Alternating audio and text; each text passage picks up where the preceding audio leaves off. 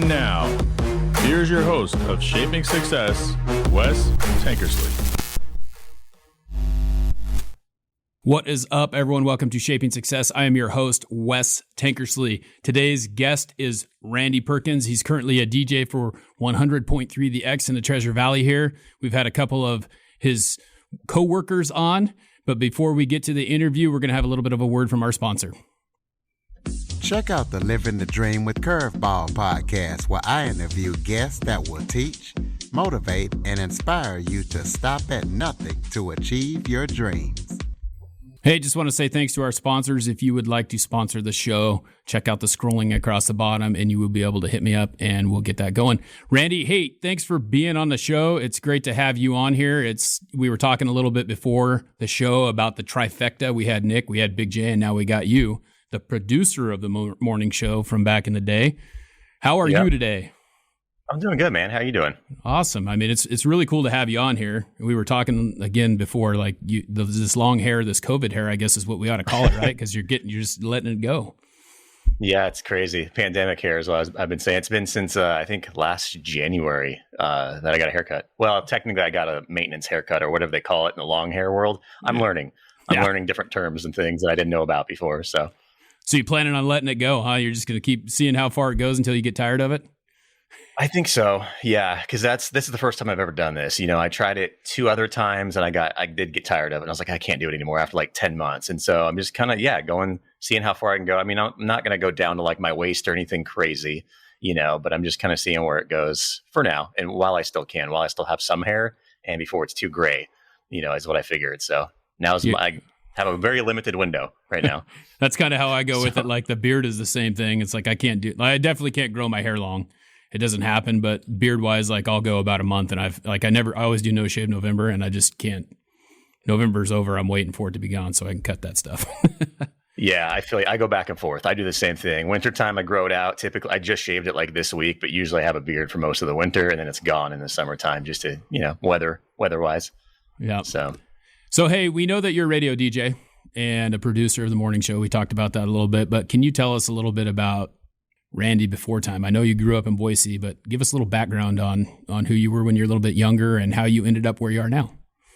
I did grow up here in the Treasure Valley. I went to school here, went to elementary school at Summerwind, went to Lowell Scott Middle School, went to Centennial High School, went to Boise State. Then I actually went to California for a while to try something a little bit different. I did that for about 6 years in my early 20s. I came back here about 10 years ago, and that's kind of when I fell into sort of a dream gig of radio. But prior to that, I mean, growing up in the Treasure Valley, the X was always a staple for me. I listened all the time, followed the X van around, followed Big J around, going to all the concerts, doing all that stuff. And so I was just really heavily into music. I used to record myself on a cassette tape in my bedroom on a boombox. I'd record stuff off the X when certain bands came on that I liked and DJs and things like that, call in and win CDs. So I've always kind of been somewhat involved in the station before as a fan and as a listener. And then luckily I got the opportunity to come on board, as part of the X crew. But, just growing up here, this is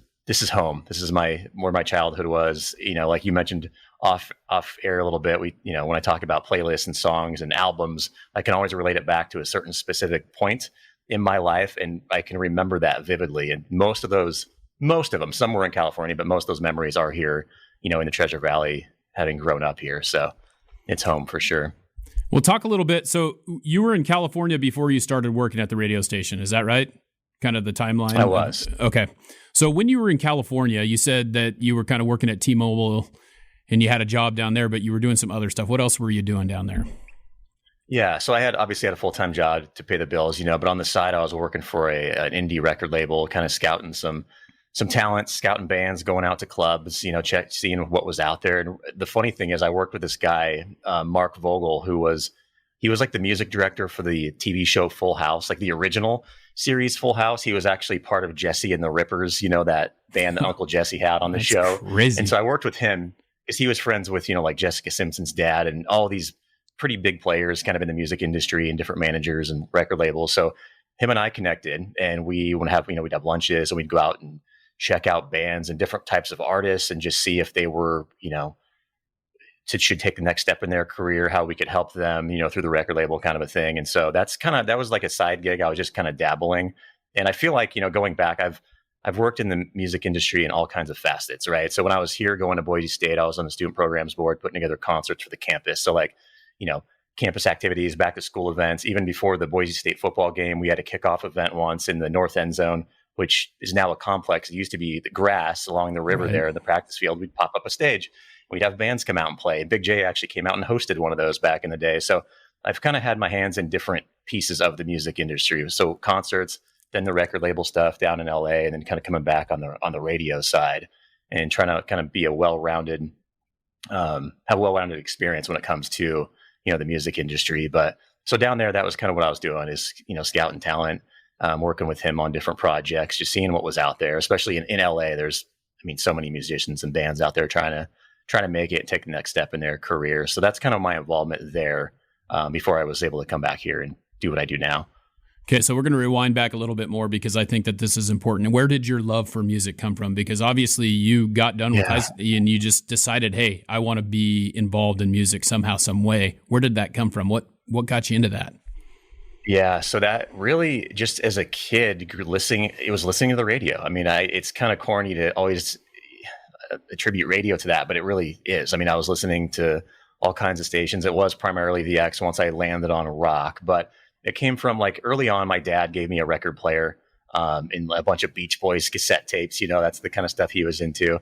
My stepdad, when he came into my life, was listening to rock, was listening to, 90s grunge and things like that. So I started borrowing his album binders and just going through that music. And that's really when I got into rock. And he was listening to pirate radio at the time, which was the X before it became the X back in the early 90s, which was a little more, it was a little heavier. It was a lot of metal, things like that. But that's what the X turned into from that station. And so he kind of got me into all of that. And I think the reason, overall, my love for music is just the way you can connect with it, whether you're having a bad day, a good day.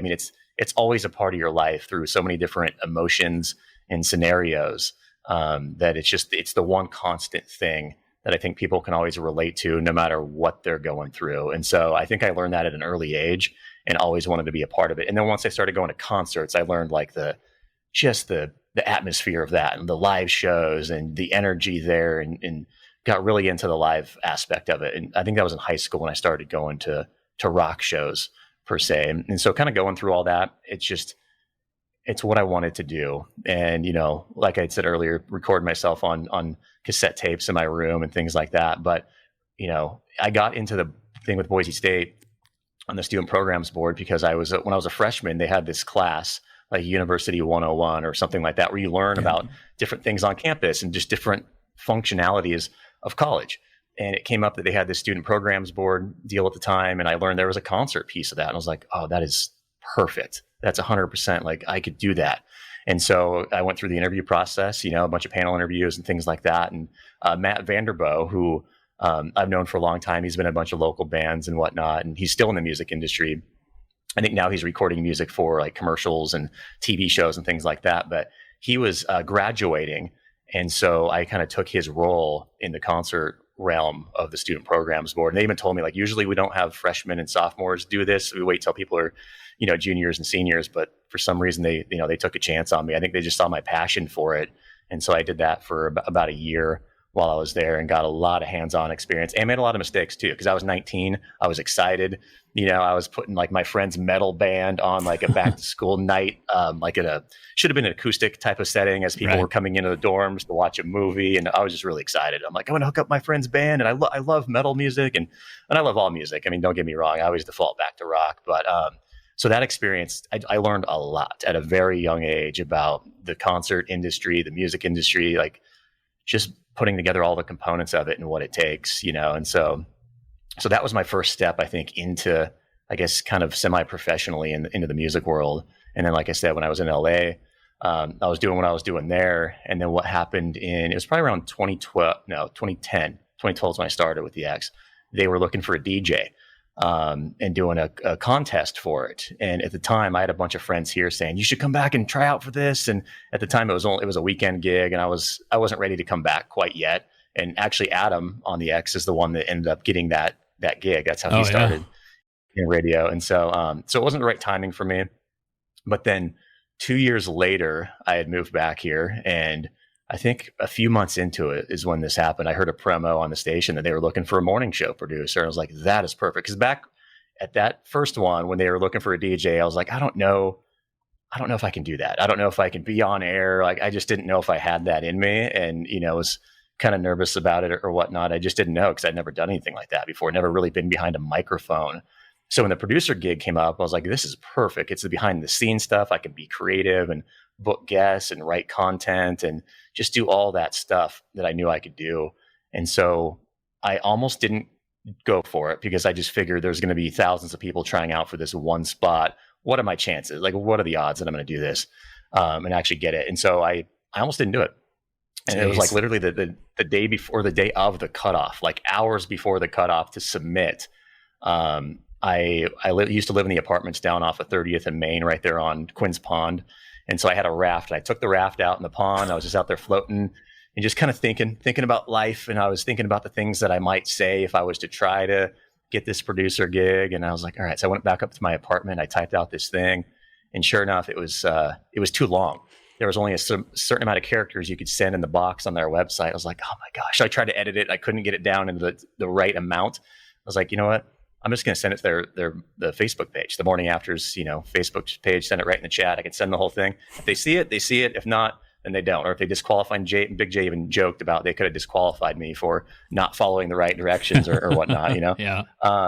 So that's kind of where it started. And I just put it through, and then I got a call back saying, hey, we loved what you said about your background in music, and just, I kind of made it funny and interjected some personality into it.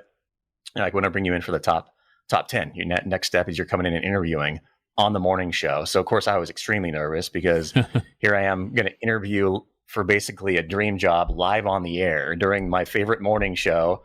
And so I almost didn't go to that too, because I was so nervous about it going on the air and doing that. I was like, I don't know. And I sat down in the lobby for a while, like just checking myself, like, should I do this? Can I do it? I even drove by the building on the way there and stopped by the gas station and even thought about it, like turning around, but I knew in the back of my mind, I was like, I am going to regret this opportunity for the rest of my life if I don't at least go in there and try it, if I go back home and don't do it.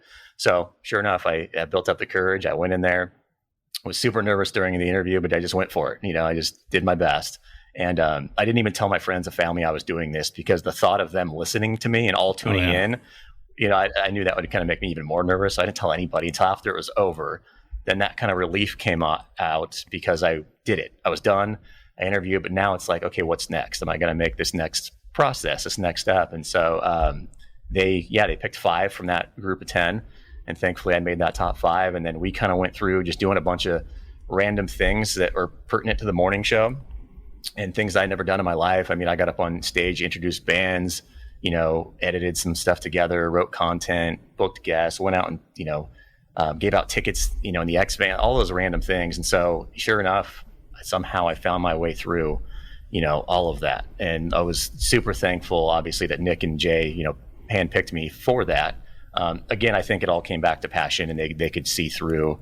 I mean, I didn't sleep that whole month, because I wanted this gig so bad that I was doing whatever it took, and so I think they just saw that and gave me that chance. And so I'm forever thankful, because that's why I'm doing it. Was it a contest? I don't remember that. Is that what it was? Was it a contest, like you had to submit that, or was it an actual like job interview, and that was the way that the interview process was when you did it?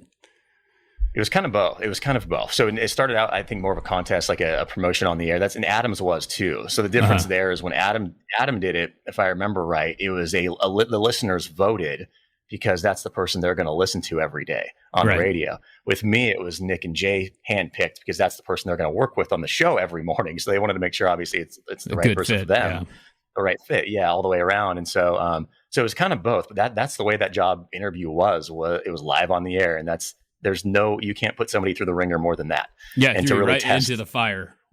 Yeah. You can't test somebody more than that. And so I was proud of myself just for even getting through that part of the process. But then it became, I want this so bad. Like, I'm going to just do everything I can and knock this thing out of the park. And at least I can walk away knowing I gave it my all and I tried as hard as I could to get this, whether I got it or not. And so like I said, thankfully they gave me that chance, because that's really what opened the door for me in more ways than I can ever even explain, what the opportunity has done for me over the years. So, and it's now 9 years later. So you were producing the morning show. Where did it go from there? Because you did that for a while, right? And now you have a different show. But after producing that, how long did you do that, and what happened after that? Yeah, so that was a little over a year. I was producing the morning show, which was super fun. I mean, that was so much fun. That was probably the funnest I had in radio, because, or the most fun, I should say, I had in radio, just because I get to spend every morning with those guys, and we just had a lot of fun. I got to book guests for the show, write content, answer phone calls, just do all the fun stuff that goes on behind the scenes. And we just had a lot of fun together. And so about a little over a year after that, an opening came up for promotions and marketing in that department to kind of oversee that for the whole group of radio stations. And then at the time, we had 2 TV channels that were part of the media group. And so I moved into that role, which was a full-time gig. I did that for a couple of years.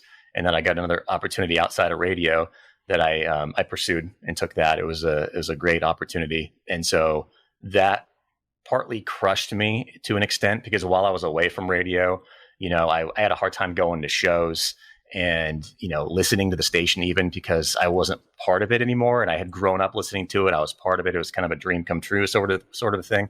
So that was extremely hard to walk away from. I can't even explain how hard that was. And then about a year later, an opportunity came up to go back on the air. They had asked if, do you want to come back and do some weekend stuff and get back on the air and have some fun? I was like, absolutely. Like, that's all I've ever wanted, because now I can still do what I was doing with my day job, and then I could come in and have some fun on the air. And then that, of course, that weekend gig turned into, 2 shifts, 3 shifts, 4 shifts. I was also doing, I was on our sister station, The River, for a little bit as well, kind of doing both. And then, doing the night gig, which opened up when my buddy Dan Woods was doing the night show. He left, moved to Salt Lake with his family.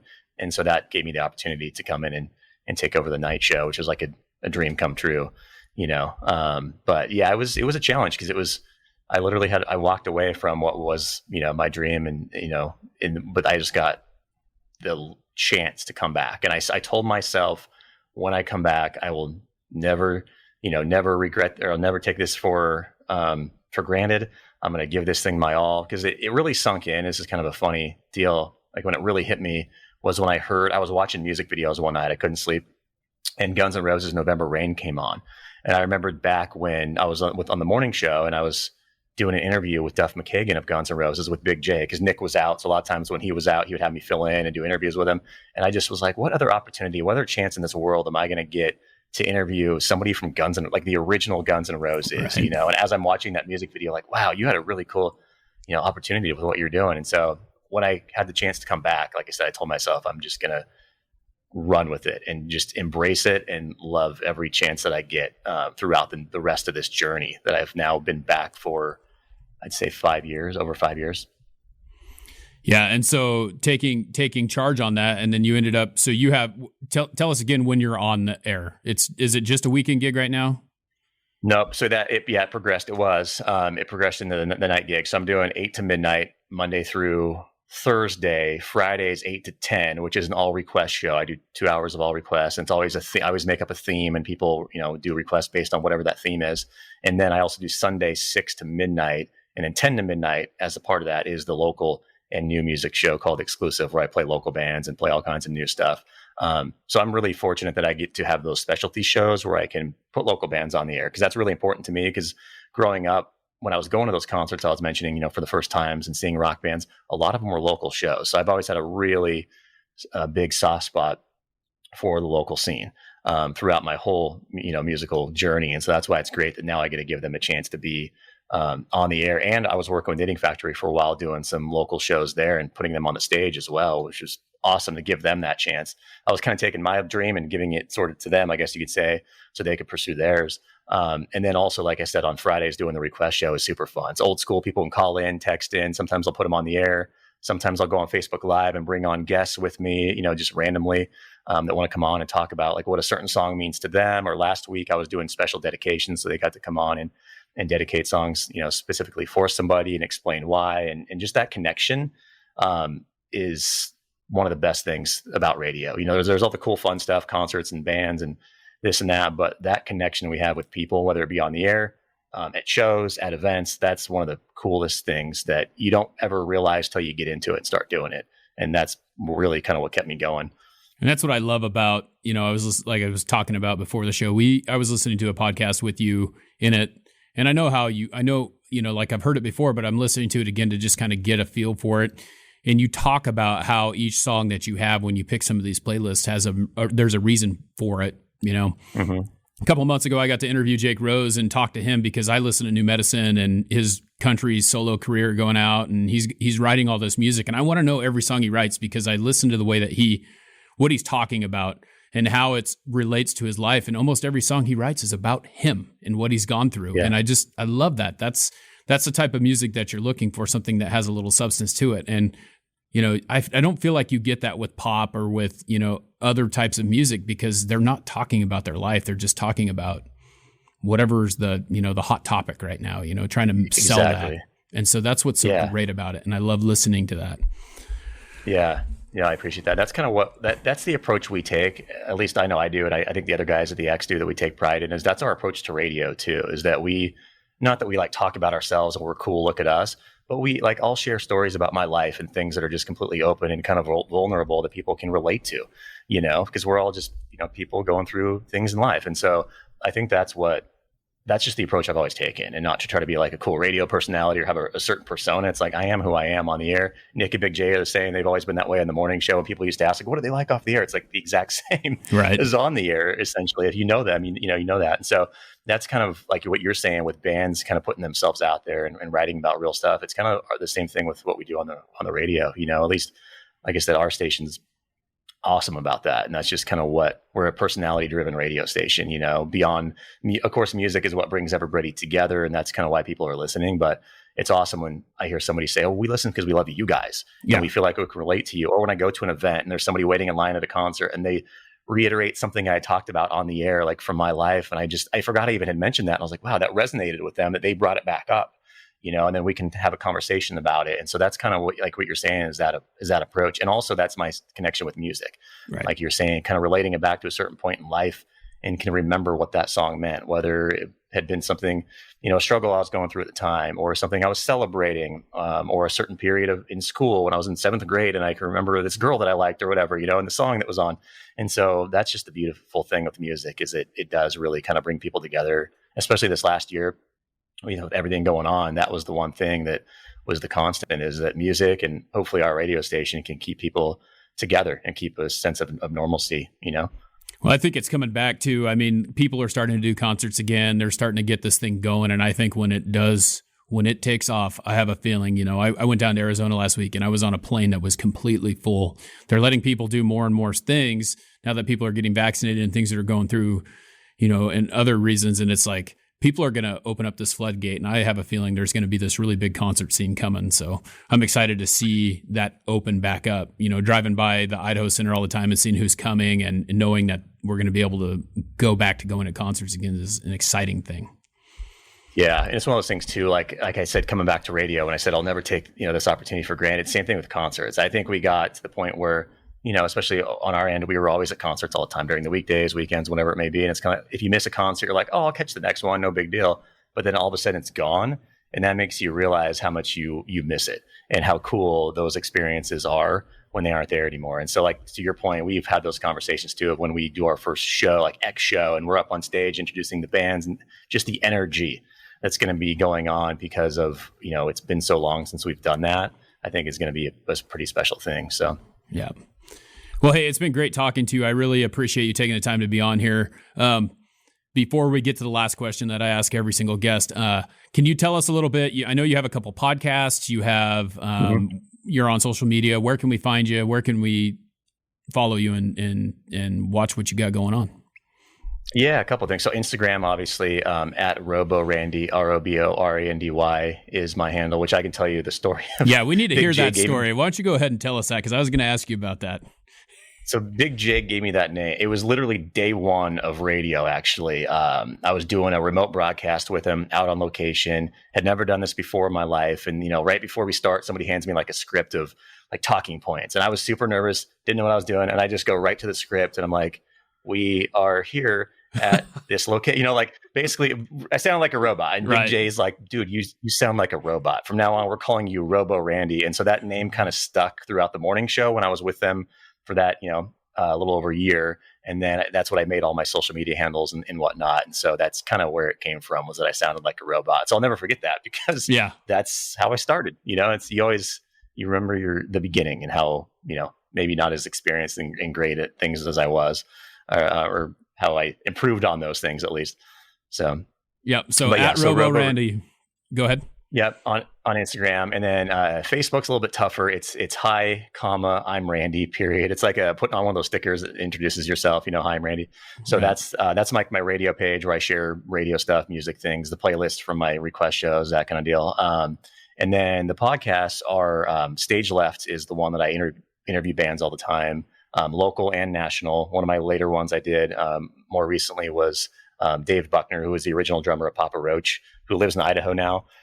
We had like a full-on 2-hour conversation. Ben Burnley from Breaking Benjamin and Lacey Sturm were on there. Just a bunch of people. So Stage Left, that's on. You can get it at xrock.com on our website. Any other podcast outlet, anything on your phone where you get podcasts, you can just type in Stage Left or 100.3. The morning show has one. The morning after, they're on there as well. And then we have our movies podcast where Nic and Jay still watch movies together and then review them. So those are pretty much the ways to do it. And then xrock.com, you can of course stream our shows anytime from there. We have an app too, 100.3DX in your app store, where you can stream us, check out everything that's going on there. I think it links to our podcast and bios and all that stuff. So that's a good hub to go to, I would say, is xrock.com is a good start. Awesome. So the last question here, show's called Shaping Success. And the reason why it's called that is because I was asked a question or told one time that someone told me when I was in high school, they're like, I'm going to be twice as successful as you are when I grow up. And so success to me was like, I'm like, how can you tell me that? How can you say that to me? How can you tell me that you're going to be more successful than me? Because success is different for every single individual. So you define that, you're the one who creates that. And so my question to you is what is your success? What do you consider success? Yeah, I would say it's always learning and always being able to grow. I would never look at success as how much money you have, how many cars you have, how big your house is, any of that stuff. I mean, I know there's a certain level of success that might add up to that, but really it's always being able to take the opportunities you have and learn and grow from them. And that's how I got to where I was able to get within radio and live out some of my dreams, is because day one, when I got in the building, I was like, okay, teach me things. I'd go talk to our traffic guy and production director and everybody to just learn different aspects of radio that I had no clue on coming in. And having learned all those over the years is helped with my success along the way. But yeah, I would say success isn't necessarily where you are, it's getting there and how you get there. And shaping success, obviously shaping, like, sculpting.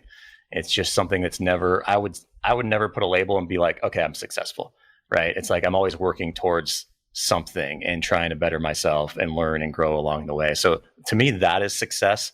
And in the way that these past couple of years, I've taken a couple big, hits to the face and that kind of thing. And it's more about how you get up from that and where you go next than letting like those things define you, whether it be failure or success, And so to me, it's always that journey of growth. And I'm thankful I've had the chances in different careers to be able to do that, and grow as a person, grow professionally, and just learn as much as I can. And that's, I think success is always the thing you're striving for, but it's how you're getting there. It's that journey. That's how I define it. Yep. I love that. The process is what's really going to get you there. It's not where you end up. It's how you get there. And then when you get there, it's never stopping and continuing to find something else to continue to go. Exactly. Well, hey man, it's been great having you on here. It's awesome to get to talk to another person from the X, the number 3, the trifecta, like we talked about. So thanks for taking the time. I appreciate you taking time out of your day, and hopefully you have a good rest of your weekend. Of course, man. Yeah, anytime. It was great chatting with you. I appreciate you giving me the chance to come on. Yeah, it was exciting. All right, everyone. Well, that's the end of the show. And until next time, I want to challenge you to find the shape of your success.